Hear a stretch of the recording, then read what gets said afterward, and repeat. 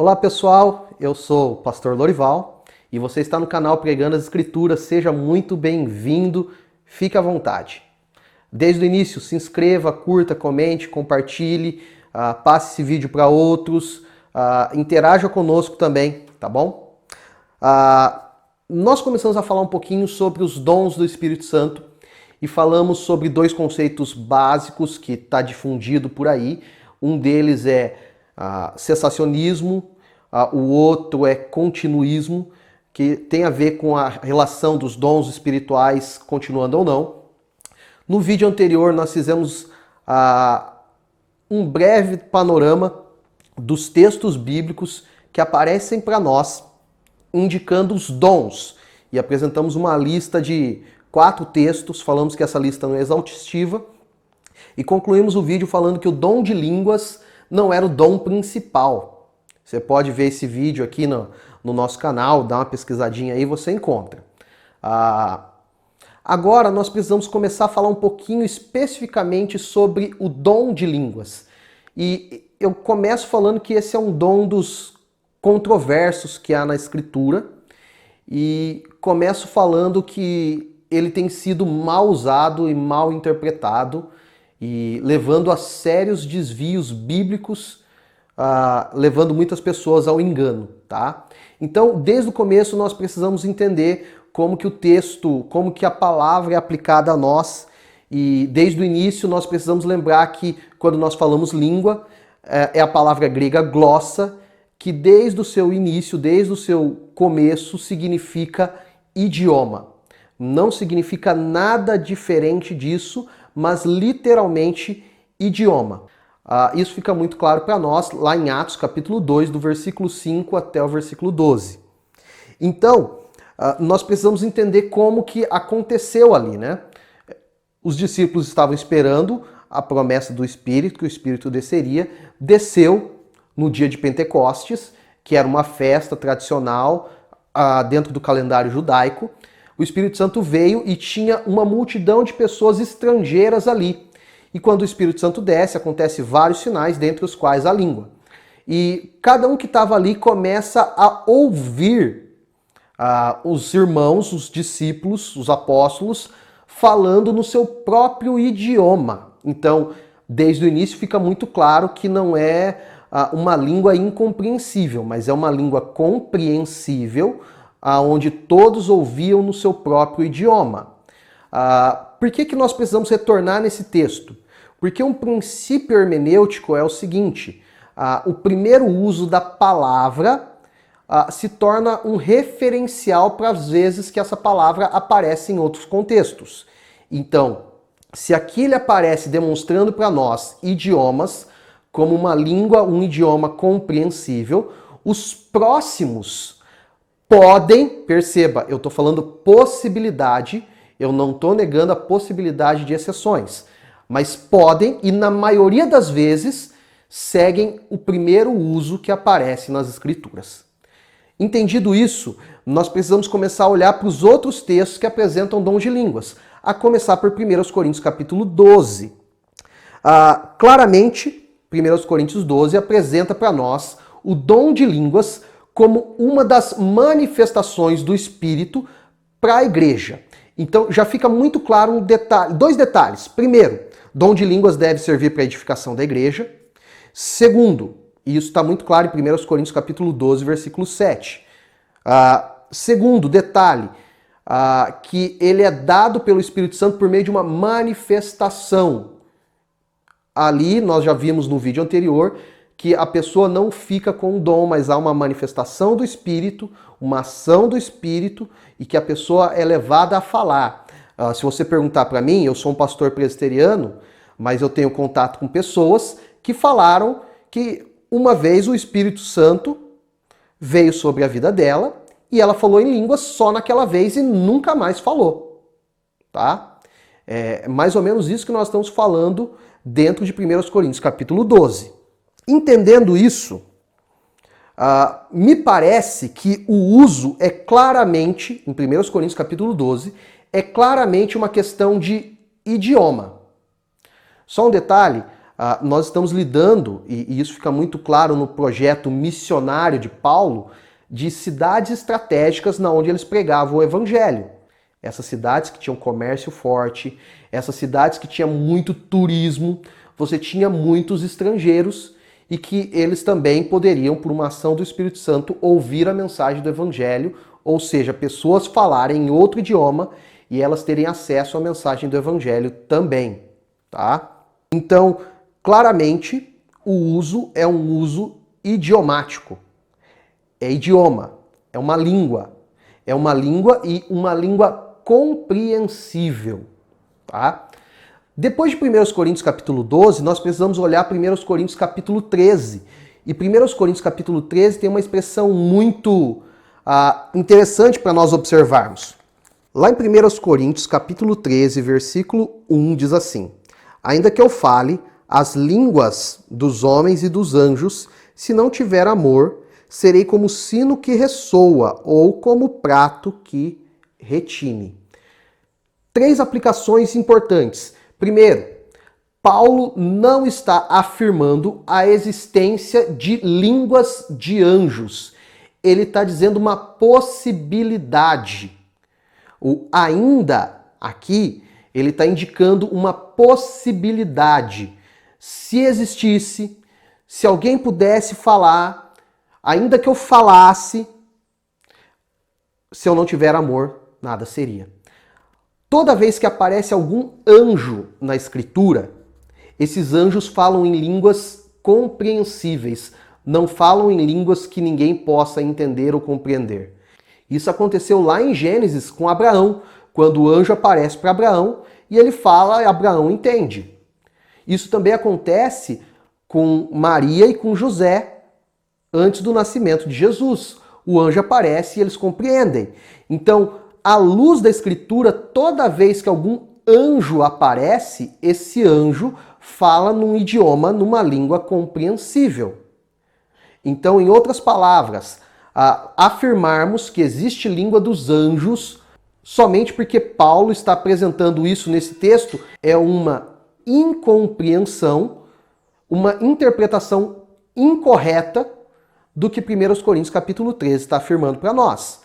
Segunda coisa importante que nós precisamos olhar para esse texto aqui. A ênfase não é em línguas. E normalmente nós nos atentamos para esse texto e pensamos assim, ele está falando da possibilidade de língua, está falando da possibilidade de afirmarmos a língua dos anjos. Não, o principal do texto não é isso. E toda vez que nós olhamos para algo periférico, nós perdemos o principal. Deixa eu te falar sobre um esquema que o pensamento hebraico tinha. O esquema é quiasmo. O que significa um quiasmo? Um quiasmo são ideias sobrepostas, apresentadas, e que sempre levam para o ponto principal. Geralmente um quiasmo acontece entre frases, algumas vezes entre ideias e algumas vezes entre capítulos, que é o que está acontecendo aqui. Então perceba, 1 Coríntios 12, 1 Coríntios 14 falam de dons do Espírito. E 1 Coríntios 13 fala do amor. Qual é a ênfase? A ênfase é o meio, é o amor. Então, em algumas situações, nós podemos nos atentar para o periférico e não nos atentarmos para o amor. Em outras palavras, o que eu quero dizer é o seguinte: você pode ter todos os dons do Espírito, inclusive o de línguas, e não ter amor na sua vida. E Paulo está condenando isso. Então, a maior evidência de uma ação do Espírito Santo na vida de qualquer crente é o amor. É como nós amamos. É como nós cuidamos das pessoas. Essa palavra ainda usada por Paulo aqui é uma partícula causativa, ou seja, se existisse. Terceiro, muitas das nossas ações que nós julgamos ser espirituais são vãs e vazias. E isso fica muito claro quando nós lemos o sino que ressoa ou como prato que retine. Em outras palavras, tem muita gente fazendo mais barulho do que vivendo a vida cristã como um todo. Agora nós precisamos falar de 1 Coríntios 14, que também é um outro texto que nos fala, que nos remete, que nos ensina a respeito da língua. Tá? E para a gente começar a falar de 1 Coríntios 14, nós precisamos lembrar de Corinto. Corinto é uma cidade comercial. É uma cidade de livre comércio. É uma cidade também de turismo. É uma cidade onde as pessoas passavam. Em outras palavras, uma cidade com muitos estrangeiros. Muito semelhante ao que aconteceu em Atos 2 no Pentecoste. Se você vai lá e lê o capítulo inteiro, você vai perceber que tinha várias pessoas de outras localidades, de outras regiões. Isso também acontece com Corinto. Nós precisamos entender esse contexto para entender a utilidade dos dons ali. Por ser uma cidade comercial e por ser uma cidade de forte turismo, muitas pessoas, muitos cristãos de outras cidades também passavam por ali. E cristãos de cidades que falariam línguas diferentes, idiomas diferentes. E como acontece em vários locais, você tem várias pessoas que falam ali. Então, ou que oram ali. E eles, obviamente, orariam no seu próprio idioma. E daí entra um papel importante, que é a questão do intérprete. Então, quando houvesse isso, e quando isso acontecesse, deveria ter pessoas habilitadas e capacitadas para poder traduzir, ou melhor, interpretar aquilo que as pessoas estavam falando, para que todos compreendessem. E a compreensão levaria à edificação de mais pessoas. Se outras pessoas não entendessem a oração ou a fala, somente aquela pessoa que falou que seria edificado. Deu para entender a linha de raciocínio de Paulo nesse texto? Só um ponto importante e interessante. Algumas Bíblias têm a expressão outras línguas. Algumas Bíblias um pouco mais antigas trazem essas duas palavras em conjunto. Porém, quando nós vamos para o original em grego, não há a expressão outras no original grego. Só há a expressão glossa, que significa idiomas. Então, a melhor coisa que nós faríamos seria ir lá na nossa Bíblia e tirar essa expressão outras, porque ela não está no original. Isso não significa que você não precisa mais ler a Bíblia que você está lendo, seguir a Bíblia que você está seguindo, mas é compreender melhor o processo e entender que a Bíblia em português é uma tradução e que no original você não tem isso. E essa partícula outras pode levar as pessoas a interpretar o texto de uma maneira equivocada. Não há no grego nada correspondente a outra língua desconhecida ou desconhecida língua. Todas as vezes, em todos os versículos do capítulo 14, que aparece o outra no original grego, ou seja, no versículo 2, 4, 14, 19 e 27, não há menção de outra ou desconhecida no original grego, mas somente a partícula uma língua. Tranquilos? Dito isso, nós precisamos caminhar para o fim, trazendo duas ideias que o Caio já falou num outro vídeo, que é a ideia da xelolalia e glossolalia.